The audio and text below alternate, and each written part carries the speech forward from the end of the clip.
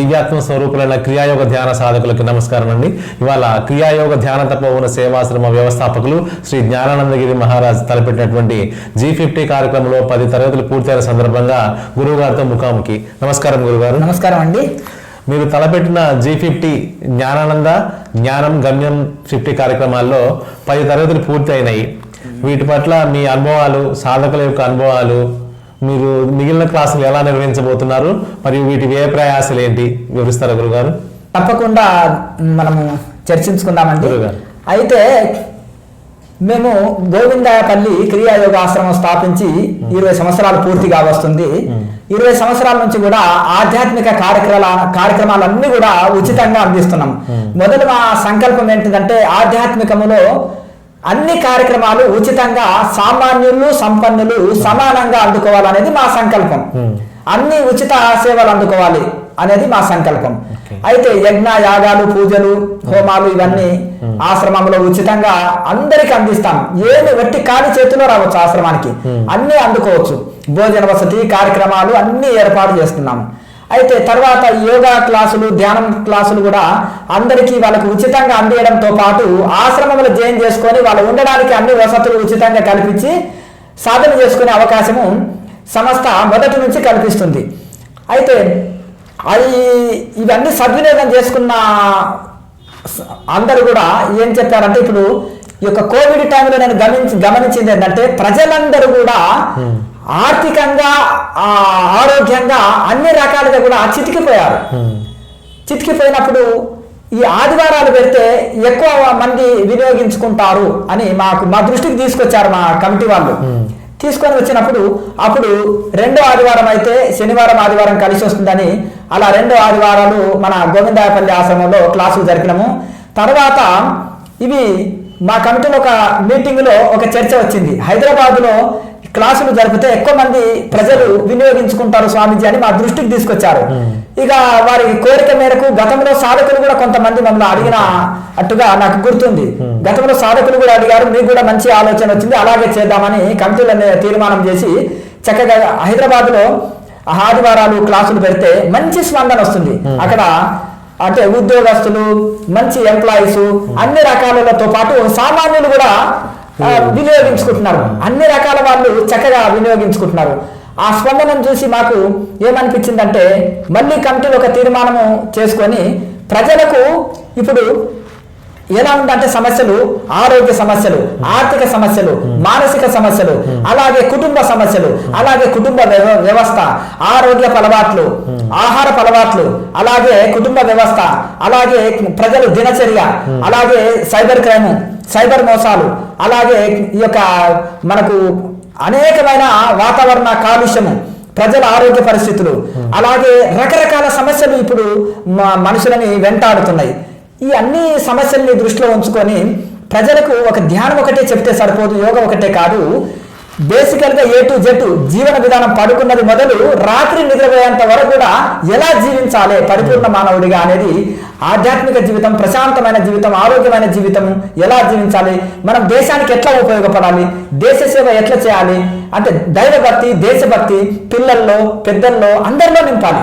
కనుక ఇవన్నీ కూడా వాళ్ళకి అవగాహనతో పాటు ఇవన్నీ నేర్పడంతో పాటు బేసిక్గా నేర్పుతూ ధ్యానం చెప్తే ఇంకా అద్భుతమైన ఫలితాలు 100% ఫలితాలు వస్తాయనే ఉద్దేశంతో ఇక జిల్లాల వారీగా కూడా ఒక క్లాసులు పెడితే బాగుంటుందని మా కమిటీలో చర్చించినాము. కొంత అక్కడికి వచ్చిన సాధన వలన లాభం పొందిన సాధకుల యొక్క సలహాలు కూడా తీసుకున్నాము. వాళ్ళు కూడా చాలా బాగుంటుంది స్వామి జిల్లాల వారీగా క్లాసులు పెడితే అని చెప్పారు. దీనికి ఒక G50 అనే కాన్సెప్ట్ పెట్టుకున్నాం. G50 అంటే ఏంటిది? జ్ఞానం జ్ఞానానంద గమ్యం 50 ప్రోగ్రామ్స్. ఇవి ఇలా పెట్టుకొని జిల్లాల వారీగా అన్ని క్లాసులు చేస్తూ తిరుగుతున్నాము. చాలా మంచి స్పందన వచ్చింది. ఈ G50 ప్రోగ్రామ్స్ లో 10 ప్రోగ్రామ్స్ ని పూర్తి చేసుకున్నాం. అదేమనగా రాయలసీమ ప్రాంతంలో సహజంగా కొంచెము మన క్రియాయోగులు ఎక్కువ మంది ఉన్నారు, శ్రద్ధావంతులు ఉన్నారు, మొదలు ఇక్కడ ఇక్కడ మాకు పుట్టపర్తిలో ఒక క్లాసు పెట్టండి స్వామీజీ అని అక్కడి సాధకులు రాయలసీమ ప్రజలు అడిగినప్పుడు మేము అక్కడ క్లాసు నిర్వహించినాము.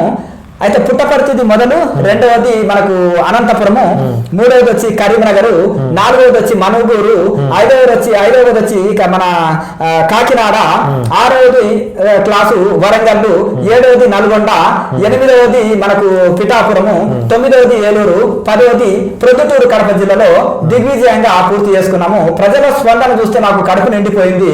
చక్కగా ఎక్కువ మంది సద్వినియోగం చేసుకుంటున్నారు.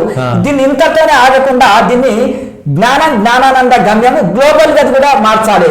G50 అంటే 50 ప్రోగ్రామ్స్ పెట్టేసి ఏదో అయిపోయిందని వంతుకొచ్చింది వదిలించుకున్నాం అన్నట్టు కాకుండా దీన్ని యొక్క G50 గ్లోబల్ గా కూడా చేయాలనేది మా యొక్క ఆశయం, సంకల్పం అండి. మంచి ఆలోచన గారు. అంటే మీరు వీటి ఏ ప్రయాసాలు ఎట్లా అంటే మీకు సాధక సహకారమా, వాలంటీర్సా, ఎలా అందుతుంది, మీకు ఎలా నిర్వహిస్తున్నారు? మీరు అంటే క్లాస్ నిర్వహించడం అంటే చిన్న విషయం కాదు. మీ డౌట్ కాదు, అందరి డౌట్ కూడా అనుకుంటుంటారు లోపల. కనుక ఛానల్ ముఖంగా కూడా అందరికి మనకు, ఎందుకంటే ఇంకొకటి సత్సంకల్పం ఉండాలి. యోగులు గాని గురువులది గాని సామాన్య మానవుడైనా సరే సత్సంకల్పం ఉంటే తదాస్తు దేవతలు ఉంటారు. ఒక సామాన్యుడు శక్తి లేని వాడు చేస్తున్నా గానీ సత్సంకల్పం ఉంటే అది లోకంలో నెరవేరుతుందని వివేకానందుడు గాని ఇటువంటి మహానుభావులు చెప్పిన వాళ్ళు ఉన్నారు. ఎందుకంటే సత్సంకల్పము తప్పకుండా ఒక అసమర్థుడు చేతగాని వాడు చేస్తున్న దైవ సహాయము ఉంటుందంట. కనుక అట్లా మాకు సత్సంకల్పము ఒకటి, ఇంకొకటి ఈశ్వరుడు అనుగ్రహంతో నడుస్తుంది అని మొదటి నుంచి మేము చెప్తాం. ఎందుకంటే ఏ పని చేసినా సంపూర్ణ శరణాగతితో చేయాలి. ఈశ్వరుడు అనుగ్రహము, గురువుల ఆశీర్వాదము, అలాగే వీటితోటి మనకి నడుస్తుంది. అలాగే మన ఈ యొక్క కన్వీనర్లు ఉన్నారు ఆశ్రమానికి, G50 కన్వీనర్స్, ఇంకా అనేకమైన కన్వీనర్లని ప్రోగ్రామ్స్ కి పెట్టినాము. కన్వీనర్లు చక్కగా సహకరిస్తున్నారు. సాధకుల సహకారంతో, కన్వీనర్ల సహకారంతో, ఈశ్వరుడి దయతో చక్కగా సాగుతున్నాయి కార్యక్రమాలు. గురుగారి ఆశ్రమాన్ని జూనాగఢలో విలీనం చేశారా, అనుసంధానంగా నడిపిస్తున్నారా? ఇది విలీనం కాదండి, అనుసంధానము. అంటే మా గురువు గారు హిమాలయంలో మహాసమాధి చెందే ముందు 2 కోరికలు కోరారు. మొదటిది వచ్చేసి క్రియాయోగం వ్యాప్తి చేయమని, రెండవది జూనాగఢకు అనుసంధానంగా మన సంస్థని నడిపించమని కోరారు. మొదటిగా క్రియాయోగ వ్యాప్తి మొదటి నుంచి చేస్తున్నాము. మనము కంఠంలో శ్వాస ఉన్నంత వరకు, ప్రాణం ఉన్నంత వరకు ఇది చేస్తూ ఉంటాము. ఇక రెండవది గురువుల యొక్క అంటే మనం అనుసంధానంతో నడిపిస్తున్నాం కనుక గురువుల యొక్క సూచన మేరకు మన సంస్థ నడుస్తుంది. ఆ సూచన మేరకే నెక్స్ట్ ఇప్పుడు నేను యూపీ, ఉత్తరాఖండ్, హిమాచల్, బీహార్, హిమాచల్ ఈ ప్రాంతాలని పర్యటించి వేద పాఠశాలలో క్రియాయోగ ధ్యాన శిక్షణలు ఇవ్వాలని ఇక నిర్ణయించినాము.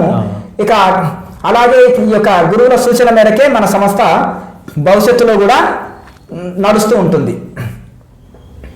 గురువుల యొక్క సూచన మేరకే మనము వివేక లహరి పురుషుల విభాగము, గౌరీ మహిళా విభాగము అని 2 విభాగాలుగా తీసుకున్నాము. స్త్రీలకి పురుషులకి సపరేట్ విభాగాలు. అయితే ఇక్కడ లీలాగిరి మాతాజీ మన జూనాగఢలో నెంబర్గా కూడా ఉంది కనుక ఇక్కడ కూడా మహిళలను కూడా ఇక్కడ మనము నెంబర్లుగా కొంతమందిని తీసుకుంటున్నాము. గురుగారు, మీకు అఖాడా నుంచి ఆశ్రమానికి ఏమన్నా ఆర్థిక సహాయం అందుతుందా? అఖాడా నుంచి అంటున్నారా? లేదా అంటే అఖాడా నుంచి ఆర్థిక సహాయం అంటూ ఏముండదండి.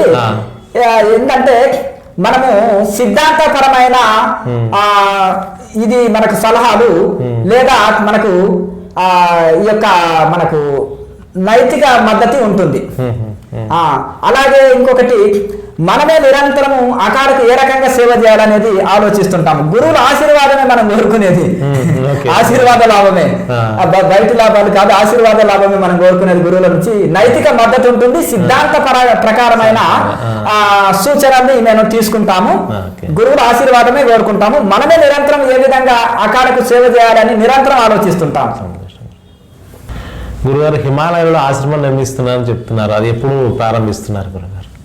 అది గురువులతోటి సలహాలు సూచనలు తీసుకుంటున్నామండి. స్థలం అయితే ఫిక్స్ అయింది. ఇక మేము కూడా ఈ మధ్యలో చాలా బిజీ అయినాము. G50 ప్రోగ్రామ్స్ మరియు నార్త్ ఇండియాలో కూడా క్లాసులు ఇవి బిజీలో ఉన్నాము. గురువులతో సలహా సూచనలు తీసుకుంటున్నాము. కొంత బిజీ ఉన్నాము కాబట్టి మేము కూడా కొంత ఫ్రీ అయిన తర్వాత గురువులతో సూచనలు సలహాలు తీసుకొని త్వరలో మీకు పూర్తి వివరాలు తెలియపరుస్తాము. గురుగారు ఇప్పుడు ఆశ్రమంలో కమిటీలు వేస్తున్నారు, ఇంతకు ముందు ఇవి లేవు కదా. అవునండి. సాధకులు కొంత కన్ఫ్యూజన్ లో ఉన్నారు. దీనిపై మీరు ఏమి వివరిస్తారు గురుగారు? మనము గోవిందపల్లి ఆశ్రమము స్థాపించినప్పుడు ఆశ్రమంలో స్టార్టింగ్ లో యజ్ఞయాగాలు పూజలు, కొంతకాలం మేము తపస్సు చేసుకున్నాము, తర్వాత యజ్ఞయాగాలు పూజలు చేసినాము. క్రియాయోగ వ్యాప్తిలో భాగంగా ఎలా దీన్ని ముందుకు తీసుకెళ్లాలన్నప్పుడు పుస్తకం రాసినాము. క్రియాయోగం పైన చాలా అద్భుతమైన పుస్తకం అది. ఆ పుస్తకం తర్వాత అందులో మన ఒక పేజీలో అడ్రస్ లో ఒక మన అడ్వర్టైజ్మెంట్ ఇచ్చినాము. లొకేషన్ మ్యాప్లు మరియు అడ్రస్, పూర్తి వివరాలు, క్లాసులు ఎప్పుడు ఉంటాయి, జరిగే సేవలు, కార్యక్రమాలు అన్ని యాడ్ ఇచ్చి కింద మనం ఫోన్ నెంబర్ ఇవ్వడం వలన వాళ్ళు అది ఫోన్ చేసేసి ఆ అడ్రస్ పట్టుకొని వచ్చి క్లాసులు, సేవలు సద్వినియోగం చేసుకునేవాళ్ళు. కానీ కాలమాన పరిస్థితిలో ఇప్పుడు సోషల్ మీడియా ప్రభావం బాగా పెరిగింది, అందరూ కూడా చక్కగా వినియోగించుకుంటున్నారు.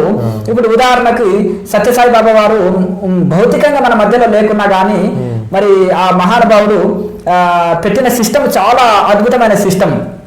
వారు అన్ని రకాల కమిటీలు వేసి చక్కగా ఒక సిస్టాన్ని క్రియేట్ చేసిండ్రు కాబట్టి చక్కగా ఇప్పుడు వారు లేకున్నా కానీ వారి యొక్క కార్యక్రమాలు చక్కగా సాగుతున్నాయి. వారినే నేను ఇన్స్పైర్ అయినాను. ఇప్పుడు మనం గ్రామ స్థాయి, మండల స్థాయి, జిల్లా స్థాయి కమిటీలు ఇలా వేసినప్పుడు చాలా సిస్టమేటిక్ గా నడుస్తుంది. మనము సేవలు పెంచాలన్నప్పుడు, కార్యక్రమాలు పెంచాలన్నప్పుడు, ఆశ్రమాన్ని, సంస్థని ముందుకు తీసుకెళ్లాలన్నప్పుడు కమిటీలు అనేది తప్పనిసరి.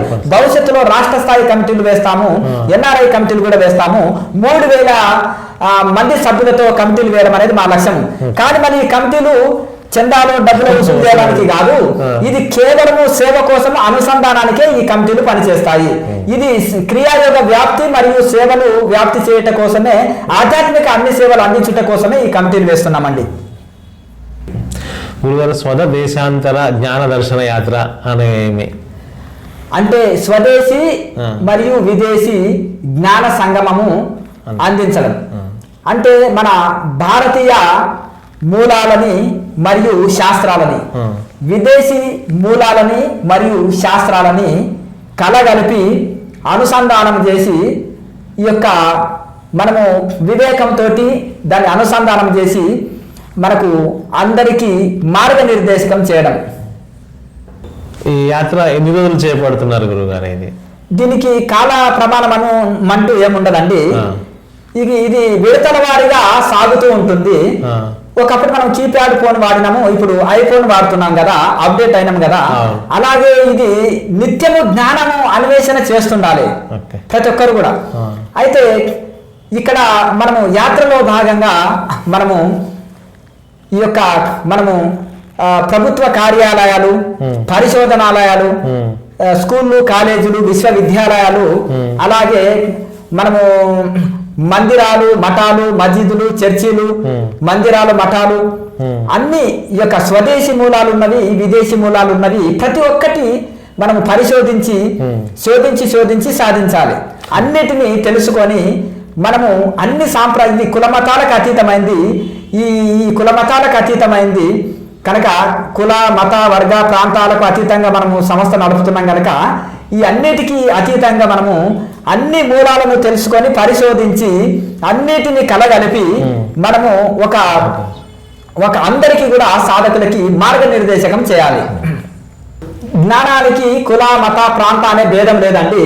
ఒక సైంటిస్ట్ ఒక వస్తువు కనుక్కుంటే ప్రపంచంలో అన్ని మతాలు, అన్ని కులాలు అందరూ దాన్ని వినియోగించుకుంటున్నారు కదా. అలాగే జ్ఞానాన్ని కూడా మనం పరిశోధించి తెలుసుకోవాలి. దీనికి తారతమ్యం లేదు. గురువారు, ఈ యాత్ర యొక్క ముఖ్య లక్ష్యం ఏంటి? ఇది అంటే యోగము, ధ్యానము పైన అందరికీ అవగాహన కల్పించడం, అలాగే ఆధ్యాత్మికము, సైన్స్, టెక్నాలజీ మీద అవగాహన కలిగించుకోవడము, అందరికీ అవగాహన కల్పించడం. అలాగే ఈ యొక్క నూతన తరము తల్లిదండ్రులకి పిల్లల్ని ఎలా పెంచాలి, అలాగే మన సంస్కృతి సంస్కారాలని వాళ్ళకి ఎలా అందించాలి, అంటే ఇప్పుడు ఈ కాలంలో ఉండే కొత్త టెక్నాలజీతో పాటు మన సంస్కృతిని, మన సంస్కారాలని పిల్లలకి ఎలా అందించాలనే దాని మీద వాళ్ళకి అవగాహన కలిగించాలి. కొత్త రకాల ఆరోగ్య సమస్యల్ని ఎలా ఎదుర్కోవాలి, శారీరక, మానసిక దృఢత్వము ఎలా పెంపొందించుకోవాలి, అలాగే సైబరు నేరాలని, సైబర్ అటాక్స్ ని ఎట్లా ఎదుర్కోవాలి అనేది వాటి మీద అందరికీ అవగాహన కలిగించడం. అలాగే పిల్లలు విదేశాలు వెళ్ళుటకు చాలా మొగ్గు చూపుతున్నారు. తల్లిదండ్రులు కూడా దానికి ఆమోదిస్తున్నారు, వాళ్ళు కూడా ఆసక్తి చూపుతున్నారు. అయితే మన భారతీయ శాస్త్రాలు సాంకేతిక విజ్ఞానాన్ని నేర్చుకొని మన దేశానికి చక్కగా సేవలు అందరూ అందించాలి అనేది మా యొక్క అభిమతం. అయితే మూలాల నుంచి మార్గాల వరకు అవగాహన కలిగించేదే ఇది అవగాహన యాత్ర. మేము చేసే ఈ అవగాహన యాత్ర. సంతోషం. విన్నారు కదండి, G50 మీద మరియు ఆశ్రమంలో వేస్తున్నటువంటి కమిటీల మీద, స్వదా దేశాంతర జ్ఞాన దర్శన యాత్ర మీద గురుగారు వివరణలు విన్నాము.